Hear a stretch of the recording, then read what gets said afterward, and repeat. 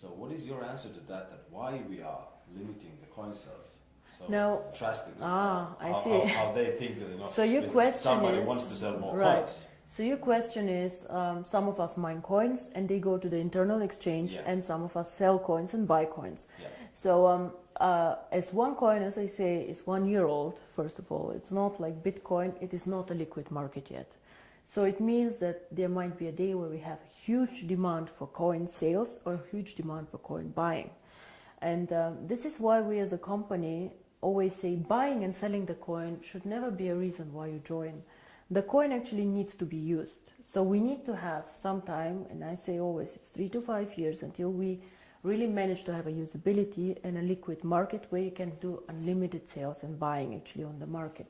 Until then, Kari, if you do not have limits, for example, what can happen is that one person with a huge sales order or huge buy order can distort the price a lot. And this is what happens to Bitcoin often. I don't know if you see all this going up, down in a very, very big amount. And this is called volatility, and we do not want to have a very big volatility for our coin. People do not understand how it can be that Bitcoin today is worth $500 and tomorrow only 400 within a day. This is very disturbing, and if you are a merchant who takes Bitcoins, you don't want to have this, because you want to be sure that if you take a Bitcoin today, it will not be valued 20% or 30% less tomorrow. Of course, you're very happy if it's valued 30% more, but it goes both sides. Absolutely, yeah. So cryptocurrency is one of the riskiest assets actually out there. High volatility, low liquidity on the markets. So for us to achieve a high liquidity, we need to work first on the value creation of the coin, on the liquidity, and it will take time. So all these people, why we have created this exchange? We have created it so people can learn to trade it, but it's not a self, the idea is not just that we go buy and sell the coin there, but we wait for the usability of the coin. This coin is very, very young. We have so much way to go, but we have created miracles already. So I'm looking very, very positive into the future. But remember, the internal exchange is demand and supply. So you have to find somebody who wants to sell coins to buy, and the other way around. So the company itself is not obliged to buy back your coins or to sell your coins. If I don't have coins, I cannot sell them. Yeah? And as a company, we do not buy back the coins. So it's always you selling your coins to somebody else or somebody else buying from you. Don't forget also a bit the time differences. When China sleeps, you're awake, and so on. So sometimes, as I said, the market is not liquid and not efficient yet.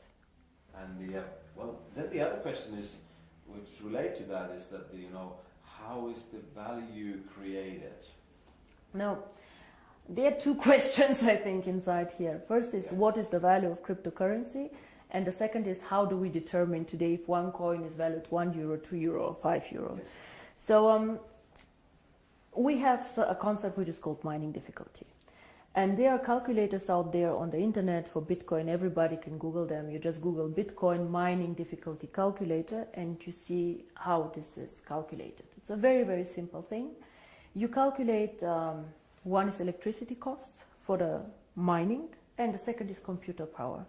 So to mine a coin, you need obviously a computer to do some calculations and electricity to get the computer running. So depending on these two things, the mining difficulty grows or goes down. It goes both ways. It can go up, it can go down. The more miner join, however, the more people who want to mine, the higher the mining difficulty goes, because more of them are in the pools. And this is, of course, what happens to OneCoin. So you can simulate this with these calculators. It's nothing that OneCoin invented. And this is how we today measure the value of the coin. Yeah? So we say if it costs us €5 to create the coin due to electricity, the servers and the computer power, this is what we think is the appropriate price. Of course, it fluctuates up and down based on demand and supply, but always in a corridor actually that we have set. So this is how we determine the price today. And the second question that you had actually is, but one day we go to the open market, so how do we know what is the value of this cryptocurrency? Why is Bitcoin worth $400 and not 1,000 or whatever? And here, in my opinion, there are two things how we determine the value of cryptocurrency. Cryptocurrency is not backed up by anything. We know this. So it's actually worthless. So it's not backed up by gold. It's not backed up by any other asset. OneCoin is not backed up, yeah? Bitcoin is not backed up. But there's still value inside, and I tell you why. One is, first of all, the brand. Bitcoin currently have a very strong brand. Everybody knows them, they were the first one. Of course, there are always good and bad things about the brand, but they are very well known. Milka Chocolate is a very well-known brand. Procter & Gamble are a very, very strong brand. So the more people joining OneCoin and the more people speaking about OneCoin, the stronger our brand becomes. And this, I think, is something that makes us really a family, because if you go in the network marketing approach and go and sell shampoo, it does not make you stronger if somebody on a sideline sells shampoo. Only your downline makes you happy. But here, if another team makes OneCoin popular out there, this makes also your coin stronger and your team stronger. And this is something very, very special about OneCoin, I think. Also the brand. And we have currently about 2 million paid members. In the database, we have over 10 million people who know about OneCoin. So we for sure have more users than Bitcoin, for sure. We are different, we are in a different system, but there are 2 million people who tomorrow could start using the coin if we want to. And this is great.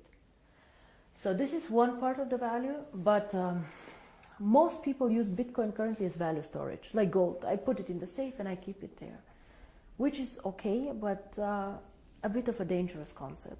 Everything that goes up can also go down, and you're not special. You know, and if you're not special, why use OneCoin? Why not use 2Coin, 3Coin, dark coin, who knows? So we are probably one of, or probably the only company who focuses so much on usability of cryptocurrency. Why cryptocurrency? How can it change the world? And our two slogans are the future of payments or join the financial revolution. We believe that actually cryptocurrency can be a vehicle for money transfers. So for example, as you do Western Union transfers, you can use cryptocurrency to do a transfer. Fast, borderless payments. And there's a huge demand for this. 2 billion of people have no bank account. 2 billion. Of course, we cannot capture all of them. But again, if we capture only 10 million or 100 million people, it's a network. It grows so fast. We see what happened, you know. December 2014, I was sitting at my desk and I had a bet with Per Carlson, who is not here anymore, if we will manage to have 10,000 people. And we did a huge celebration with 10,000 people. Today we have 2 million after 12 months. It is incredible, and this is the network effect. The more people know about OneCoin, the more they will come and the stronger the brand becomes.